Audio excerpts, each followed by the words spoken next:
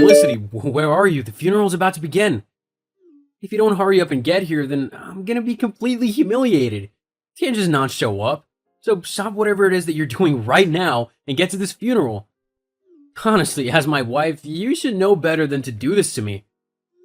About that. Sorry, but I'm not going to the funeral. What? But you have to come. This is my dad's funeral. Your father-in-law. Can't just miss it. I demand you get here right now. Well, actually, considering that none of your family actually like me and they all told me that they didn't want me to go to the funeral, I don't think I have to go at all. They did what? Yeah, I was talking to them yesterday and that's what they all said. Well, I didn't hear anything. When did they say that to you anyway? I mean, I was with you and my family the entire time yesterday, and I don't remember them saying anything like that to you. To be honest, I think you're just making it all up. You just can't stand not being the center of attention, can you? Well, first of all, that's not true at all, and you know it. Secondly, of course you wouldn't remember. You were already blackout drunk before the evening had even started. I'm surprised you can remember anything at all from that day. I mean, I'm pretty sure that by that point you had passed out on your mom's sofa and were fast asleep. You wouldn't remember anything your family said to me because you weren't even conscious when they did. Well, that just supports me even more. What? How? Because you simply could have just made those accusations up, thinking that I would never know because I wasn't awake. You're just trying to alienate me from my family to have me all to yourself. And to think that you would act in such a callous and selfish way on the day of my father's funeral. Honestly, who do you think you are? I'm not lying, and I'm not making anything up. Your family told me that they wish that I had never married you and that they didn't want me anywhere near your father's funeral. Your mom even told me that she can't wait for us to get divorced because she absolutely hates spending time with me. She couldn't stand the fact that your dad and I got along really well. She was jealous and told me that since Jerry was no longer around, I had no business going around to her house or spending any time with her and the rest of your family. She basically told me to get lost and never speak to anyone in your family again. So that's what I'm doing. I left your mom's house early this morning before anyone else was up, so that I wouldn't have to interact with anyone. I've gone back home and I won't be attending your father's funeral, even though I would have loved to have said my goodbyes to the only man I have ever been able to call a father figure. God knows my own dad wasn't any good. Yes, well, it seems as if it's your own fault that you won't be able to honor my dad in his final moments. What? Have you not been listening to a word that I've said? It was your family who drove me out of the funeral. I know that, but you must have done something to make them so mad that they would kick you out of the funeral. They wouldn't do that just on a whim, so you must have upset them somehow. Maybe if you apologize to them, then they'll let you visit them? Obviously, you won't be able to come to the funeral now as you won't make it in time, but you could always come to the wake. Just bring my brother, my sister, and my mom a gift to say you're sorry. Actually, you should probably grab me something as well, as compensation for making me look stupid to everyone else at the funeral. I mean, I look like a loser who can't get a wife because you're not here. You really owe me big time for stitching me up like this. I'm not going to buy anyone anything. I've done nothing wrong. Your family are the ones who were cruel and unnecessarily mean to me, so they're the ones who should be apologizing. As for not coming to the funeral, I can't believe that you're so selfish that you're more bothered about how you look and how I've been made to feel so horrible. Well, I can't mollycoddle you every time something hurts your feelings. I get nothing done all day. Besides, you have to admit that this is partly your fault. How is this my fault? Well, you were pretty close to my dad. It was like you were trying to monopolize his time whenever you went to visit. I mean, I get that your dad left you when you were 7 years old, but that doesn't mean you get to steal mine. That's probably why my family's annoyed with you. I didn't monopolize anyone's time. No one was bothered about your dad whilst he was alive. Neither you, your siblings, or your mom cared about what he had to say, and you all often complained that he was boring and that he should be quiet because someone else was talking or you were watching the TV. The only reason any of you are bothered about how close I was to your dad is because he's dead. You all feel guilty that you hardly spent any time with him, and you want to blame me for your horrible behavior when he was alive. That's not true. I love talking to my dad. I just couldn't do it that often because you were always taking up all of his attention. Uh huh, sure. And I'm guessing you don't care at all about his will and what he might have possibly left you? And that you're not worrying that because of your rude and disrespectful behavior, he might not have left you anything at all? Oh, please, I'm his son. Of course he's left me something in his will. He wouldn't just leave his family with nothing. He did love us, you know. Well, with how you treated him, I wouldn't be surprised if he thought that you and the rest of your family hated him. I'm pretty sure I'm the only one who ever took the time to talk to your dad and get to know him properly. Don't act as if you knew my dad better than me. He raised me. I knew him much better than you ever could. Oh, really? Yes. Okay then. What was his favorite meal? Huh? His favorite meal. What was it? Come on, it's not that hard of a question. Especially if you knew your dad as well as you say you did.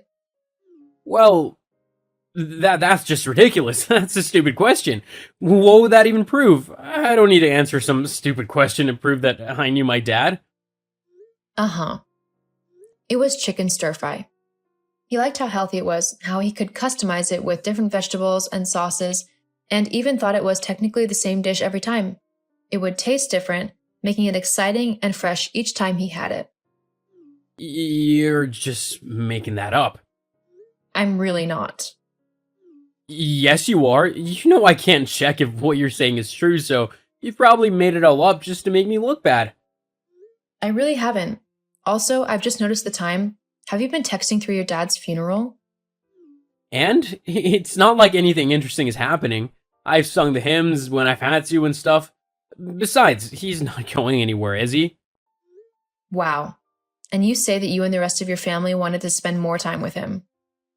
Are you seriously judging me right now? Honestly, for a wife, you really don't tick off all of the good criteria, do you? And what's that supposed to mean? Well, for starters, you're supposed to listen to your husband and do whatever they tell you to, which you clearly don't do. You should also do all the cooking and cleaning. Have we gone back to the 1950s all of a sudden? I mean, honestly, I'm not just someone that you can order around and have follow your every command and whim. We live in the 21st century, in case you haven't noticed. And thankfully, women have fought long and hard enough that they can have their own lives and opinions, and they can do whatever they want, regardless if a man says they should or shouldn't. Ugh, don't go on at me with all that feminist rubbish. I really can't be bothered with it all. Well, like it or not, I'm an independent woman and I won't be ordered around like a maid. Whatever, I'm going now. The funeral is finally over, so I'm gonna go and get drunk with my family at the wake. Don't bother messaging me because I won't answer. In fact, I probably won't be home tonight, or if I am, it will be very early in the morning. So don't bother waiting up for me. Fine, I won't. Great. Now, goodbye. Whilst I'm gone, why not try and make yourself useful and do some housework or something? Uh-huh. Whatever. Ugh, Felicity. Oh, where are you? I need some water and some aspirin. Bring some to me. Oh, Lawson, you're finally awake. With how drunk you were last night, I wasn't sure whether you'd be waking up before the afternoon today. I really don't have time for your annoying sass today. Just bring me my drink and aspirin. I've got a horrible headache. Yes, I thought that you'd be feeling a bit rough today. But sadly for you, I'm not in, so you'll have to grab your own drink and tablets. What? Where are you? You should be here to do as I need you to. I'm out. You're a big boy. You got yourself into that state, so you can get yourself out of it as well. Why are you so heartless? Don't you care that your husband is in pain and needs help? Well, like I said, I can't get you anything because I'm out. You can either get it yourself or you can wait until I get back, though I don't know when that will be. Fine, I'll get it myself. Seriously, Felicity? What? What do you mean, what? You were home all day yesterday and you couldn't even be bothered to do some cleaning? What kind of wife are you that you don't even tidy the house a little bit? The house isn't that messy. I mean, sure, I didn't do a deep clean yesterday, but I think that's okay considering I was also in mourning for my father in law. That's just an excuse. You didn't come yesterday and you can't even handle the dishes? What were you doing all this time? I was looking into your mysterious girlfriend. Huh? Oh, didn't think I knew about that, did you? I don't know what you're talking about. Really? Well, Jessica will be disappointed that you've forgotten her so easily, especially considering that you've been seeing her for the last few months. She'll be truly heartbroken. But I suppose the best thing for me to do is to let her know that you don't know who she is and that you want nothing to do with her. No, wait, don't tell her anything. How would you even tell her that anyway? How? Well, I'm sitting right next to her. That's how. What? Oh, you definitely weren't expecting that, lol. What do you mean you're sitting next to her? How do you even know where she is? She wasn't that difficult to find. I mean, you work with her, for God's sake. It wasn't exactly rocket science. Although I will admit that it's quite curious how she had no clue about me, almost like you never mentioned that you were married to her at all. Imagine her surprise when I walked up to her and introduced myself as your wife. I can't believe you've done that. You've just ruined everything. And what do you mean by that? Well, it's pretty obvious, isn't it? I was going to collect the money from my dad's will and then divorce you so that I could spend the rest of my life with Jessica. She's better than you in every way. She's prettier, funnier, and she listens much better than you ever have. She is also very smart. Huh? Well, since finding out that you were married, she's decided to cut you off completely and not have anything to do with you ever again. She said that if you were willing to lie to her about something like that, what else would you lie to her about? She wants to be in a relationship with someone who respects her and who will treat her right, not someone who will cheat on her the minute another woman comes along. I would never do that.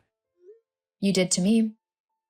That's different. You were boring and hard-headed, and to be honest, you've let yourself go quite a bit. Excuse you, I have not let myself go. You're bigger than when we first got together. By, like, a few pounds. Still. Wow, I can't believe you. How did you find out about Jessica anyway? Well, the other day, when your family were so kindly telling me how they felt about me, your mom let it slip that she couldn't wait for you to divorce me and marry your new girlfriend. Thanks to that, I was able to go through all of your emails and old messages on your laptop and discover everything. What? That was my private laptop. You shouldn't be snooping on it. Oh well. Oh, and I've made a copy of all your infidelity so that I can show my lawyers. You'll be owing me a lot of money come our divorce. I'll make sure that I get the proper compensation I deserve for having to put up with your horrible attitude for the last 2 years of our marriage. You can't do that. Actually, I can. Well, at least you won't be able to touch my inheritance. That's the law, you know. My inheritance is safe because it was given to me. And with you gone and my inheritance giving me a load of money, I'll be able to get any woman I want. I don't need either you or Jessica. Who wants a stuck-up cow anyway? Ah, yes, that would be true. If you were given any inheritance, that is. What are you on about? Well, earlier today I had a meeting with the person who executed the will. They said that your father left pretty much everything to me, apart from a nominal amount for your mother so that she could look after herself. What? You're lying. I'm really not. Apparently your dad was so fed up with yours and your siblings' behavior towards him, and towards other people in general, that he thought none of you deserved anything from him. You all were always rude and sometimes cruel to him, that he didn't want to give you anything. I was the only one who was ever kind to him and actually bothered to listen to him and spend time with him. He said in his will that because of that, he wanted to make sure I was looked after when he was gone, and I was divorced from you. I guess he knew what you were doing and didn't agree with it. You can't do this to me. I'll take you to court over this. Just you wait and see. You won't see a penny of that will.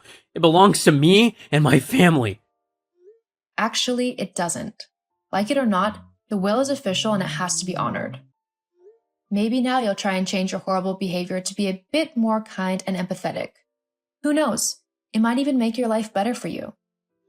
Don't be so patronizing to me. I'm your husband. So legally, I get half of everything you own, including money. You won't be my husband for much longer.